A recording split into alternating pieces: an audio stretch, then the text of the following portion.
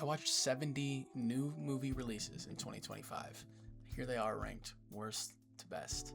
Some I'll talk about a little bit, some I won't talk about at all, some I'll talk about a lot. I'm going to show you 10 at a time, so there's no like drip feeding or trying to like do any big reveals. I'm just going to put them out there and talk about the ones I want to talk about. I have about 4+ hours of footage of me talking about all of them, but that was well over an hour-long video. And after 8 hours of editing, I didn't want to do that anymore. So it's trimmed down now. We got like 20 something minutes. I hope you enjoy this. My name is Cody Smith. I really love movies, and I wanted to start talking about them more. So this is an attempt to do that. I hope you enjoy it. The first 10 from 69 to 60 are here. These are obviously some of the worst movies I think I saw this year. I think a lot of them speak for themselves, starting with War of the Worlds. This is a bad movie. Anyone who has seen this movie knows that it's a bad movie. The movie is what I'm doing right now. It is Ice Cube sitting in front of a camera at a desk. The Housemaid.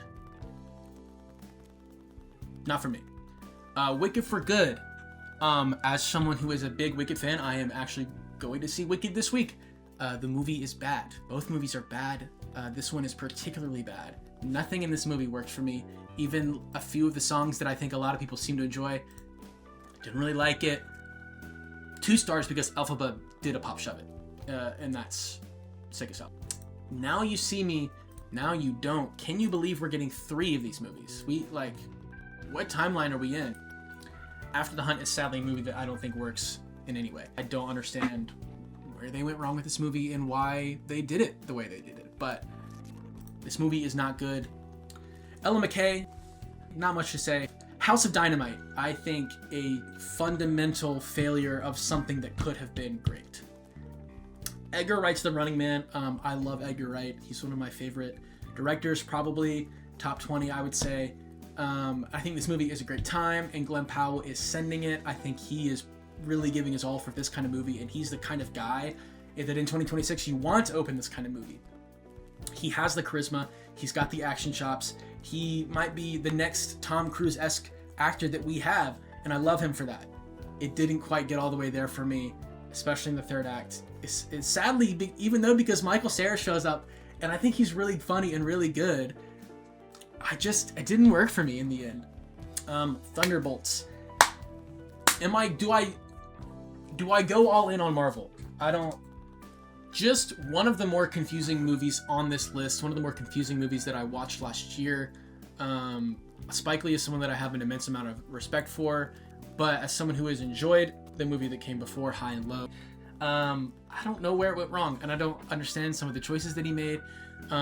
Luckily, I think a lot of what ASAP and Denzel are doing is awesome in this movie. You know, when you get Denzel in a room and he's doing his thing, you can't really complain too much. But then on the other side of the coin in this movie, you have Dennis from 30 Rock just like screaming for 20 minutes. Confusing time at the movies, that's for sure. Oh man, Mickey 17. This was like easily top 5 of my most anticipated movies of the year. I read the book ahead of time, Mickey 7, and really enjoyed it. But man, I don't think this movie succeeds both as an adaptation of a really good science fiction novel or as a strange Bong Joon-ho anti-capitalist satire. I thought this movie was even worse in a rewatch than I did in the theater. Mountainhead, I think a very misunderstood movie. One that I think works in a lot of ways, and I don't think I found any certain aspect of the movie that really failed itself or didn't work. It seems like not many people wanted to give this any time, but I think that shouldn't be the case, and I think you should check this out and definitely form your own opinion. I'm not gonna tell you that you're gonna love it or that it's an absolutely great movie, but I really enjoyed what they went for here. K-pop Demon Hunters, honestly, this could have been higher, and maybe it should be. Frankenstein. This might be the first really controversial pick. I don't know, 42. I mean, this is a Best Picture nominee. I have it 42. I thought this was boring and extremely by the book, in all the worst ways. Moving on from whatever that film was, into a film that I really enjoyed and had a great time with. I watched all the Alien and Predator movies last year, all the way through, and just I had a great time with them. I loved them, and this one is everything that I think I could have wanted a Predator movie in 2026 to be. Nouvelle Vague. I am so thrilled to be living in a time in which we get 2 Richard Linklater movies in 1 year. Avatar, Fire and Ash. This might be the next like controversial placement. Obviously, Avatar is a polarizing film series. You're either going to find people that love it or hate it. I was firmly in the almost hate camp for a long time. But leading up to this, I was excited for this. I think I had to shed a lot of the cynicism I had toward the first 2 movies and towards the things that James Cameron is doing with his career in these days, and just say, I need to go to the cinema and enjoy this. And that I did. I had a good time with it. And while I sadly don't think this movie fully succeeds in a lot of ways, I think it's a great performance from Dwayne. I still am glad this movie exists, and movies like this should exist. We have Die My Love, an amazing performance from Jennifer Lawrence. I enjoyed the things that it had to say, but as a 26-year-old man with no children, I could not have emotionally connected with this less. Shout out to Brendan Fraser. I mean, just seems like the sweetest man of all time, and it really bleeds through the screen in this movie. Yeah, just what else is there to say? And then, kind of going from that into, probably my least favorite watch of the year. This is the most stressful movie I've ever watched. I was just a shell of a human watching this. I wanted it to end, and I hated it. All that to say, Rose Byrne is giving a fantastic performance, and I think it is an extremely well-made movie, but a movie that I just cannot, imagine ever wanting to watch again. I think it's a bit of a silly look having If I Had Legs, I'd Kick You, right one under Superman. Adam Sandler is just, he rocks. Adam Sandler rocks. Shout out to the Sandman for all that he does, and for this movie, I think he really excelled in. Is this thing on? I think it works a lot for me. Will Arnett is just one of my favorite comedic actors of all time, and he's really, I think, putting on a good show in this. And Bradley Cooper just shows up like every 20 minutes, and it's just like seemingly having a blast. If you know me, this is no shock. We've got my favorite actor, Paul Mescal, and a new top 10 probably entrant into favorite actor of Josh O'Connor. And they sing folk music and like walk around in the woods in the like 20s. This is awesome. And it really got me. And I was touched. And I loved them. 22 at Begonia. This is another of the Best Picture nominees. I think this is the second we've gone through at this point after Frankenstein. In this, I don't know where to put this movie.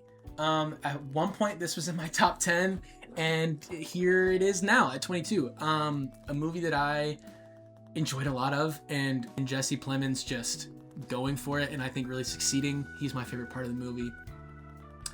I just don't know what I'm supposed to leave this movie feeling.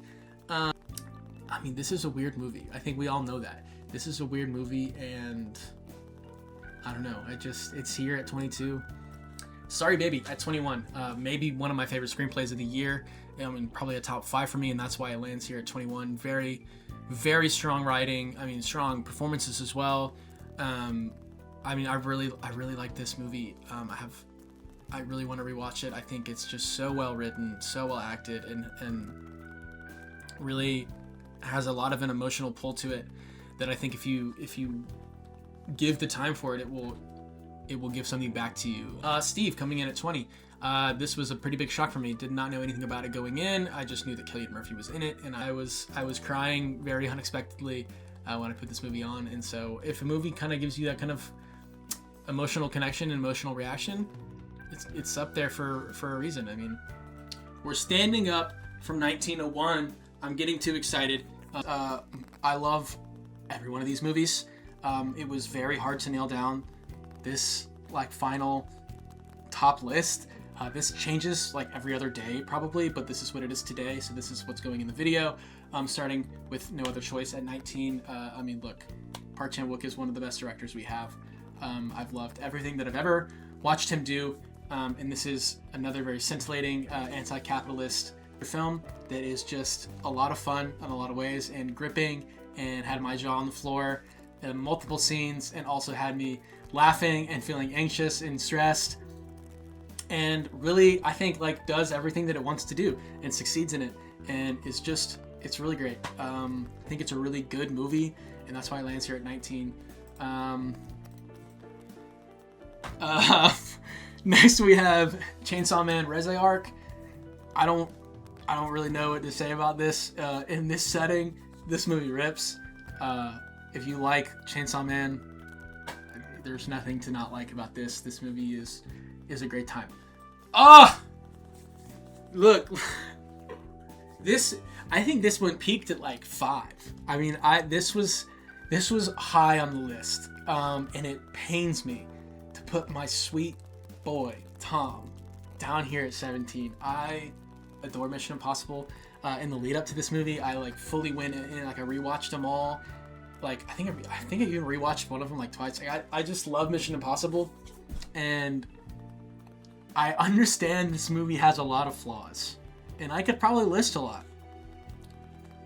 But Tom's on a plane, and he's jumping between planes, and the scene in the submarine in IMAX was just... I love this. I love this kind of movie, and, you know, if this is the last one with Tom, R.I.P., but man, I had to push it back to 17 because I feel like keeping it top 10 was crazy, but man, I love Mission Impossible. I love this movie. And then this next one, and this is the same kind of thing. Because F1, a lot of problems in a lot of ways. But damn if it doesn't just rip. I mean, this thing is a great time. I love the cinematography. Like Joseph Kosinski, how he did this, I can't believe. As an F1 fan, it was everything I wanted it to be. I think people have a lot of criticism about it not being a proper representation of the sport. Who cares? This movie is so great. It's so fun. Brad Pitt is doing his thing. And I will say, this was a top 10 for me for a long time, and it's obviously a Best Picture nominated film for a reason. I think Brad Pitt is awesome. There's some scenes in this movie that I'm like, oh, he's checked the hell out. And there's some scenes where I'm like, that's movies, baby. I love this movie. I've already seen it twice. Probably gonna freaking watch it on the plane because this movie is just oh! Give me the driver's seat, baby. I love this movie. Sadly, I did fall to 16 because as much as I agree with the Best Picture nomination, I think having it in my top 10 a little crazy. 15. The Secret Agent. This is the most recent movie on this list that I've watched. I had been waiting on this to come out. So this is the final of the Best Picture nominees that I hadn't seen. So as soon as this hit, I threw it on. And it's very good. I mean, I fully understand how this got into Best Picture and why I've been hearing so much great praise for Wagner Moura and his performance. This is the second movie about the political turmoil in Brazil in the 70s that it's come out in the last 2 years that I've seen. And they both really work and are so interesting. But yeah, this movie is really good. Wake Up Dead Man. This was I didn't know where to put this one. This one moved a lot as well. It was in the top 10 probably for a while, and it's fallen here. And I think it's fair. And I think a lot of people, obviously, this is the kind of movie that a lot of people have a lot of things to say about. This is such a big movie, so a lot of people have seen it. A lot of people love the ones that come before. This is our third Josh O'Connor entry. Thank God, we love him. He's so good in this. He is my favorite secondary character to Benoit Blanc that we've gotten in the series so far. His Pastor Judd performance, it just rules, and he is really delivering something spiritual. Obviously, I connected with this movie in a spiritual way. I connected with it emotionally, and I mean, I think it gets a little overburdened with. It's the mystery of it all is trying to be big, and there's a lot of moving parts, and I think that's where it stumbles the most is in when I was trying to wrap my head around how they were going to wrap this movie up. It started to falter a little bit, but there's so much to like here, and I mean, I hope that Rian Johnson makes 10 more of these, and I will watch them all, and I hope we all do. Moving along, another Netflix entry, and another Best Picture nomination, Train Dreams. I mean, I don't have anything crazy to say about this movie. It's one of the most gorgeous movies of the year. The Pacific Northwest is just encapsulating, and it just looks so good. I don't fully know how I felt about the end, like the kind of, I guess, final act. But man, yeah, this is like, it's a good emotional movie. I was connected with it, and yeah, I mean, it's just right on the fringe for me. It's right on the fringe for me. I don't think this movie does anything wrong, but I mean, everything above this, it hit for me a little harder. Coming in the last two places before our top 10, Black Bag. Soderbergh with just a tight 90-minute modern day spy thriller. I just think it really works in 2026, and it's sleek, and it's sexy, and it's tight, and it's just and it's it's 90 minutes in the best way. I mean, he wasn't messing around here. There was no fat left on this movie, and I mean, it's exciting. It was exhilarating. I liked it in the theater. Like, I walked out, I was like, that was fun. It wasn't until I watched it again at home one night that I was like, oh my gosh, like this is awesome. This movie rips, and I'm gonna watch this movie a lot in my lifetime, I'm sure. I really enjoy this movie. Maybe the most enigmatic movie on this list. I hope I'm using that word right. And I put it on the bubble, first movie out, because it's a lot. And this was one of those that had a lower-ish score than a lot of the movies around it, coming in at a 3.5. I would almost certainly bump this up on a rewatch. It's what I've been dying to rewatch since I left the theater. But it's one of those that it's a big commitment. I mean, it's a long movie, and it's not an emotionally easy movie. I mean, it's a taxing movie, I think, to sit down and enjoy, if enjoy is even a word you can use for this movie. I still like almost everything about it, and it made me feel crazy as someone who obviously was, 22 or whatever when COVID happened. Like, this was I think he nails it. I think he nails it, what that period was like. And for some people, I think we're still too close for them to be able to view that time period in any capacity. People don't want to think about it, much less talk about it or watch a 3-hour movie about it. But man, I mean, it's a good movie. It's a really good movie, and it's right there. Top 10. Okay, we made it. I don't know how much of everything I've just said in the last 2 hours that you're actually going to see, but this is probably why you're here. The top 10. I have tried to film this top 10 session twice. Once 10 hours ago when I was first filming this, and then started editing for about 10 hours, and then I tried to film it again just now, and I don't know why, but I'm having a really, really hard time articulating about the movies that I like the most. And I think, from 70 to 11, it was all fun and games, and then as soon as I was met with okay, wait, I actually have to be good at this and I don't think I am yet, and I probably have 30 minutes of footage of me trying to talk about these 10 movies, and I don't think any of it's that great. I'll put the 10 movies on screen. I don't think any of these are the top 5s aren't crazy shocks to you. 10 through 6 I think have some real bangers in there that maybe people wouldn't have been expecting. But I don't know, this list is really, this was a special year for movies for me.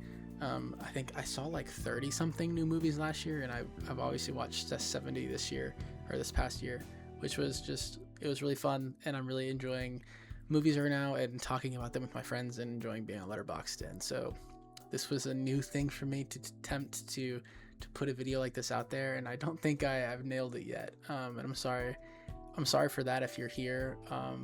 Something tells me there's not a ton of you guys here. If you are, let me know. But these are the 10 movies that were most important to me from last year, that spoke to me in a lot of different ways. I just will briefly say Amanda Seyfried and Ann Lee, and the music in that, and her vocal performance, and the vocals of the whole movie, and the choreography, and Mona Fastvold's direction. It's all really, really brilliant. I really enjoyed that movie. 28 years later is just a pulse-pounding, rip-roaring, amazing, great time that was filmed on an iPhone and has a lot to say about the decay of society and coming of age, and also death, and springing of new culture within that decay and within that death, and different ways people cope. It's really, really good, and Bone Temple is, I think, even better. Blue Moon is just maybe some of the best dialogue I've ever heard in my life, and was one of just my favorite movies about people just sitting around talking. Linklater is just a master of that witty, charismatic, smooth dialogue, and Ethan Hawke is the perfect person to put those words into reality. And he was, as I say here, he was magnetic.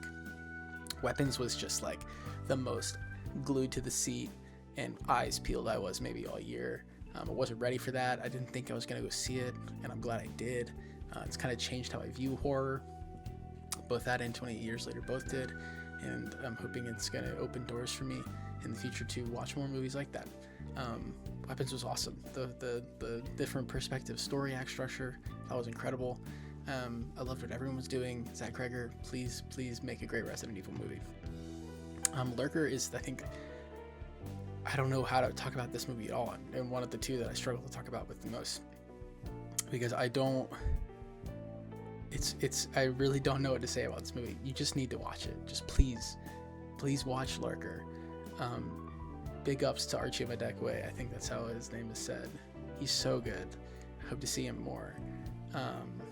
This movie is excellent. I don't think this top 5 needs my input that much. I think we all know what these movies are about and how good they are, and all the things that all the many people have said about them. Hamnet, Paul Mescal, Jessie Buckley. I couldn't ask for much more in terms of outstanding performances that I really connect with in an emotional drama about grief and family and ways to cope with it, and art, and I thought it was really beautiful and really moving. And if you didn't connect with it like I did, I'm really sorry for you, and I hope one day that you can give yourself over to this movie and let it move you in the same ways that it moved me. Sentimental value is a lot of the same things that I liked about Hamnet, in a kind of a different modern format. Joachim Trier is someone that I really seem to enjoy, and the 2 movies that I've watched of his, and I need to watch more. And every actor in this is giving just like an amazing jaw-dropping performance. Especially, I mean, Stellan Skarsgård, Nada Ransvi are amazing, and Inga Ipstadter Ilias just out of nowhere, just dropping like a top 5 favorite performance of mine of the year.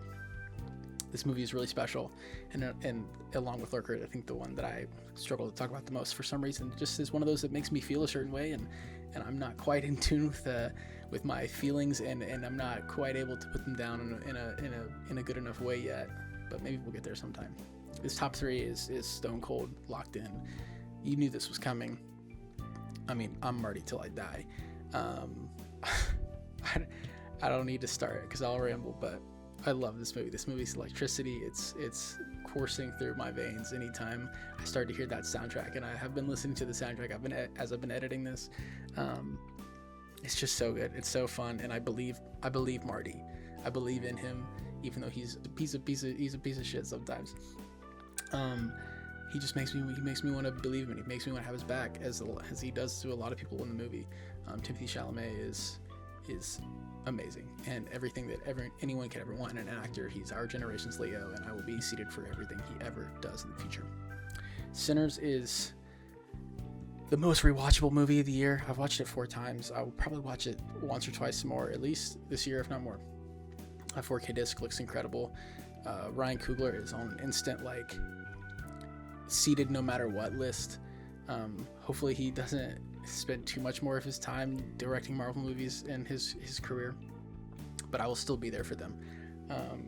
This movie was such an amazing surprise, thinking it was going to be a vampire movie and getting instead like a heist movie, a blues movie, like a movie about art and art and black culture and vultures that art, and also about Irish people and the struggles that they went through, and using the vampire trope to tie this all together. It's really so brilliant, man. And again, I wish I was smarter so that I could tell you how I truly feel about it, but just know that in here it's all that and more. And then One Battle is just the best movie I've seen in a long time, and it was without a doubt, just stone cold. This is it. This is the one for the year, and I had no doubt about that. I think if Sinners had a stronger climax / final battle sequence, whatever you want to call it, I think it would have been closer in a running. But where I think Sinners has that moment that kind of dips a little bit for me, I can't think of a single moment in One Battle that could even get close to that. In fact, it just keeps like one-upping itself again and again and again. These movies, man, these movies are so good. This was a special year, and I hope that this year can even like scratch the surface of what 2025 was. This was an experiment, this video, and I have been doing this for like almost, it's been 13 hours now. It's 1 a.m. Hopefully you'll see this. Just really wanted to get it out before the Oscars, and I'm going on a trip to London for 10 days. So yeah, I decided to try to do this today. Hope you've enjoyed it. Hopefully I'll do this again, and not this again, but hopefully there'll be more videos. That's all I'm trying to say. So thank you.